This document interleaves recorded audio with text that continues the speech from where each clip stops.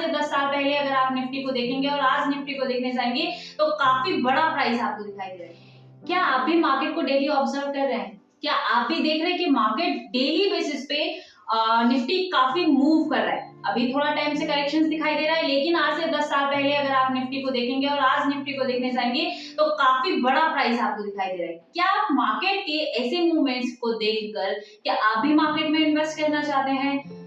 आप चाहते हैं कि मैं निफ्टी 50 की कंपनीज में इन्वेस्ट करूं या फिर शेयर मार्केट में जितनी कंपनी लिस्टेड है उसमें टॉप कंपनी में पैसा लगाऊं, लेकिन काफी बड़ा केप होने के कारण, काफी बड़ी कंपनी होने के कारण पैसा आप नहीं लगा पा रहे हैं।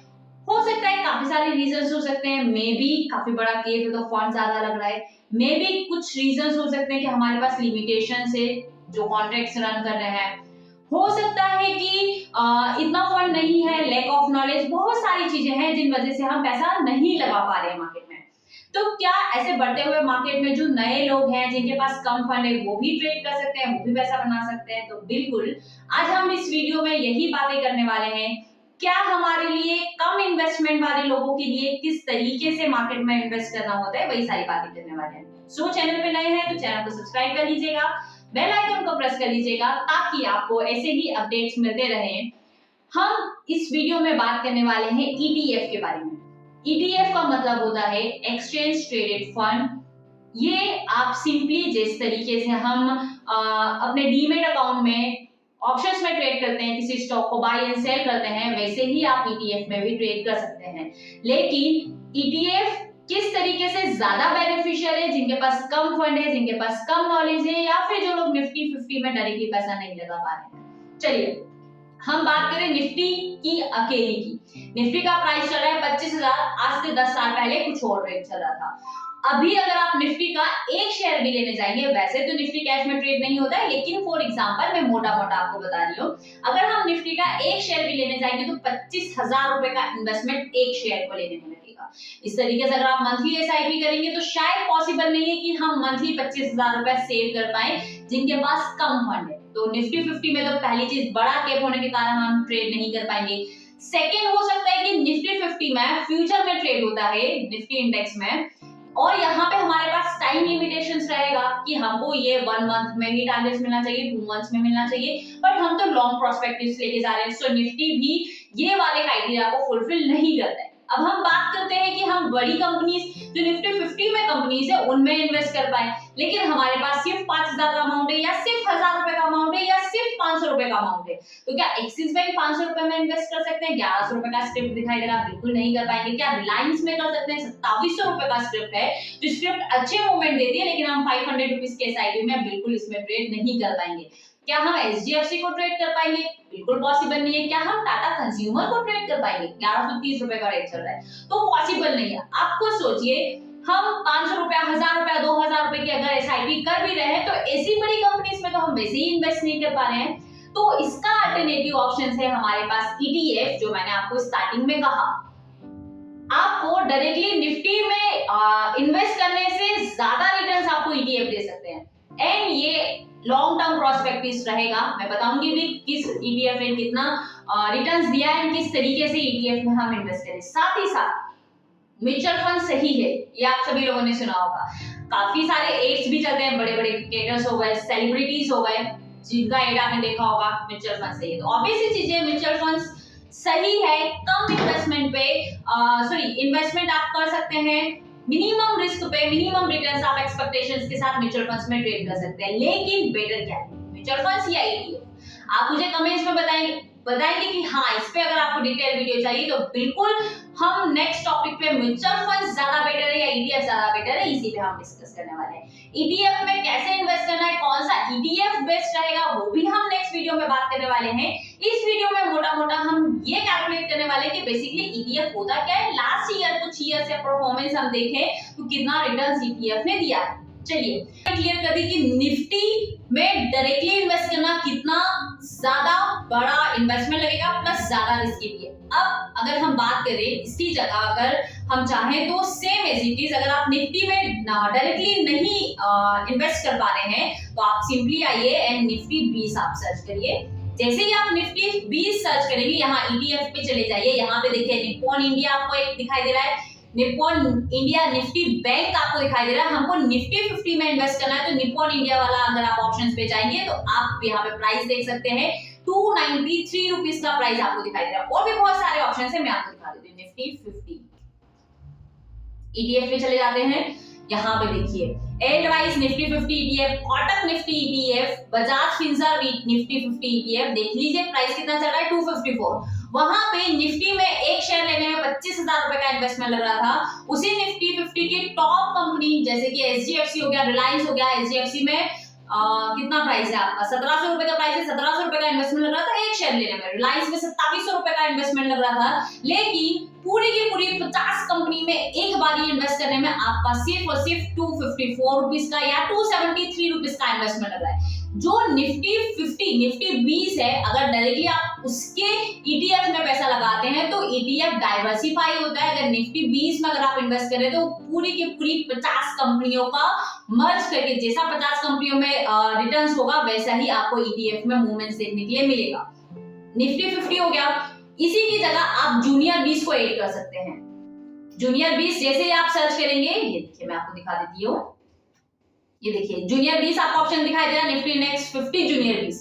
इसमें जो निफ्टी की 100 कंपनीज है, निफ्टी 50 में आपने निफ्टी 20 का ईटीएफ ले लिया, अगर आप निफ्टी नेक्स्ट 50 जूनियर 20 भी एड ऑन कर लेते हैं तो आप टोटल पूरी की पूरी 100 कंपनीज में एक बार एक साथ इन्वेस्ट कर सकते हैं और आप प्राइस देख सकते हैं 803 रुपीज चल रहा है। आप चाहे आपको लगता है कि नहीं, मुझे लगता है कि अभी एफएमजीसी का मार्केट है, यहाँ से एक साल में एफएमजीसी अच्छा रिटर्न्स मुझे दे सकता है, तो आप एफएमजीसी के डायरेक्टली सेक्टर के ईटीएफ में भी पैसा लगा सकते हैं। ये देखिए ICICI prudential Nifty FMGC ETF आपको दिखाई दे रहा है सिर्फ और सिर्फ 66 रुपीस में, यानी कि जितने भी एफएमजीसी के स्टॉक्स है डायरेक्टली उसमें ना पैसा लगा के आप सिर्फ और सिर्फ ईटीएफ में पैसा लगा सकते हैं, यानी कि कम इन्वेस्टमेंट वाले लोग भी इसमें पैसा लगा सकते हैं। कितना होगा, कितना रिटर्न्स मिलेगा वो हम बात करने वाले हैं आगे।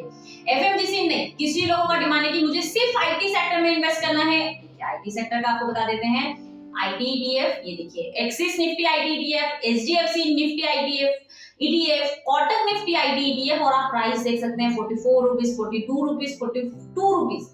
मतलब कि कम इन्वेस्टमेंट पे हम जो सेक्टर में चाहे जितनी कंपनीज के मतलब ऑब्वियसली एफएमजीसी सेक्टर्स की अगर हम बात करें तो 10-15 बेसिस स्टॉक्स हो सकते हैं, तो एक ईटीएफ लेके आप पूरी की पूरी 10 to 15 कंपनीज में पैसा लगा सकते हैं।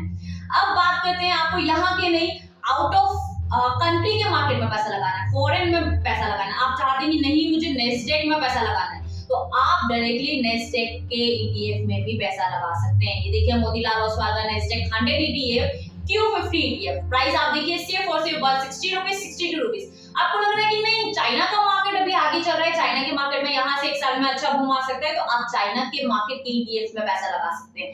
अगर आपको लगता है कि नहीं मुझे PSU सेक्टर में पैसा लगाना है, तो आप PSU सेक्टर के ETF में भी पैसा लगा सकते हैं। और बेहतरीन ऑप्शन आपने देखा ही होगा, गोल्ड और सिल्वर हाई पे हाई बना रहा है, सबका मन करता होगा कि हमको गोल्ड और सिल्वर खरीद लेना चाहिए, लेकिन फिजिकल में इतना ज्यादा अमाउंट है, उतना पैसा हमारे पास है नहीं, तो क्या हम गोल्ड और सिल्वर में इन्वेस्ट कर सकते हैं? तो बिल्कुल इन्वेस्ट कर सकते हैं। इसका भी आपको ईटीएफ में जाएगा, ये देखिए गोल्ड ईटीएफ। गोल्ड ईटीएफ में देख लीजिए DSP gold, Kotak gold, price आप देखिए वहां पे 74,000 76,000 रुपीस चल रहा है एक शेयर लेने के लिए, और यहाँ पे 64 rupees, 74 rupees, 74 rupees. Same as it is आप सिल्वर में भी पैसा लगा सकते हैं। सिल्वर का प्राइस क्या चल रहा है कमेंट बॉक्स में जरूर बताइएगा। यहाँ देखिए सिल्वर का ईटीएफ आदित्य बीएसएल 93 रुपीस मात्र, 90 रुपीस, 90 रुपीस, 89 रुपीस। तो हम जिसमें हमको लगता है ना ये बहुत बड़ा है लेकिन हम इन्वेस्ट करना चाहते हैं, तो उसका अल्टरनेटिव ऑप्शन है ईटीएफ। एंड सबसे बेहतरीन ऑप्शन है ईटीएफ में, जब आप किसी कंपनी में डायरेक्टली पैसा लगाते हैं तो आपको पता होगा कुछ कंपनीज एवरी ईयर डिविडेंड्स देती है, वो डिविडेंड्स डायरेक्टली हमारे अकाउंट में क्रेडिट हो जाते हैं।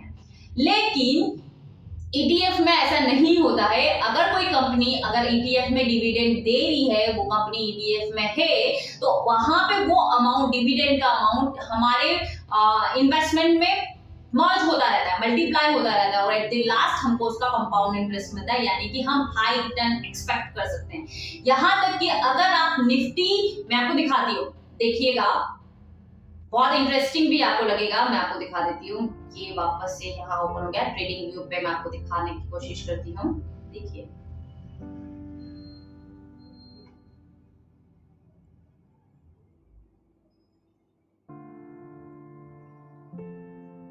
निफ्टी की हम बात करें ना, पहले मैं निफ्टी दिखाऊंगी, फिर निफ्टी 20 भी हम लोग चलेंगे, फिर हम अदर को भी देखेंगे किसने कितना रिटर्न्स हमको दिया है। ये 5 मिनट का चार्ट है, यहाँ पे मैं कर देती हूँ 1 वीक का, ताकि हम 1 ईयर का डेटा इजीली आइडेंटिफाई कर पाए। ठीक है, इसको मैंने कर दिया 1 वीक। ये देखिए 1 साल में निफ्टी ने कितना रिटर्न्स दिया है। ये थोड़ा सा होच पोच हो रहा है, तो इसको हम कर देते हैं थोड़ा सा।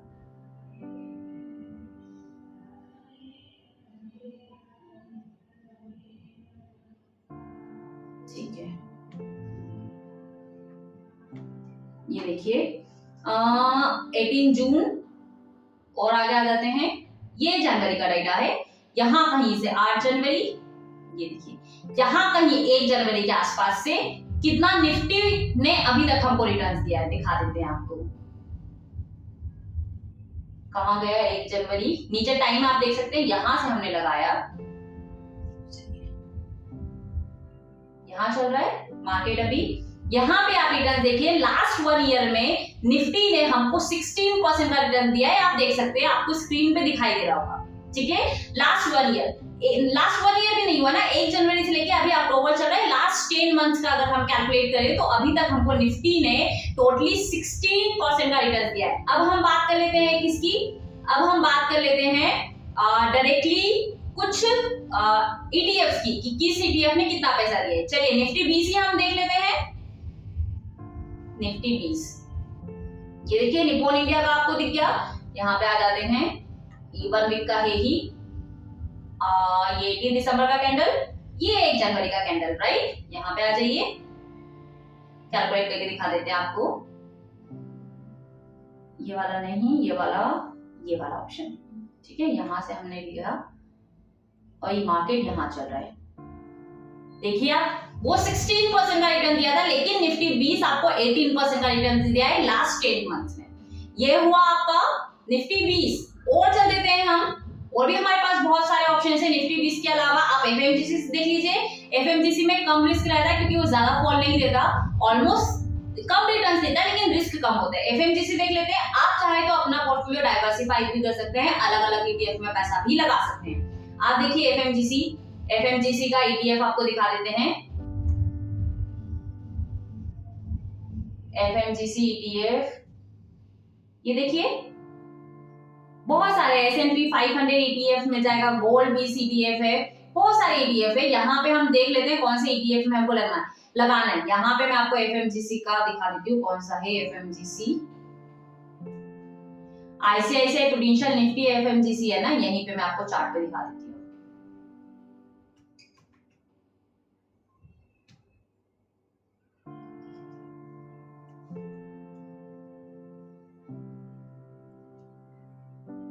हमको ईटीएफ सर्च करना है ना, एफएमजीसी ईटीएफ पे सर्च कर देती हूँ।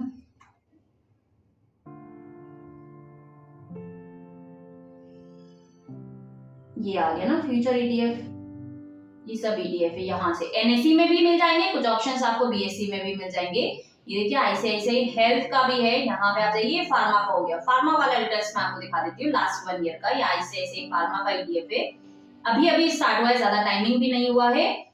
चलते हैं वापस सेम एज इट इज जनवरी में। ये है जनवरी, ये यहाँ से जनवरी स्टार्ट हुआ है, दिखा देते हैं कितना रिटर्न्स ये दिया है।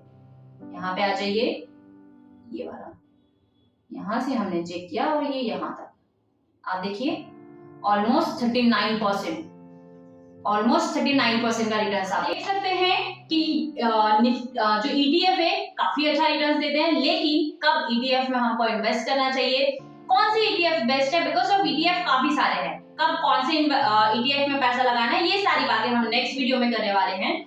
सो कमेंट बॉक्स में जरूर बताइएगा कैसा लगा आपको ये वीडियो, और अगर आप चाहते हैं कि इसका नेक्स्ट पार्ट डेफिनेटली आगे मिले आपको, तो वो कमेंट्स पे डिपेंड करता है। कमेंट्स मिलेंगे तो डेफिनेटली आपको मिलेगा। Thank you.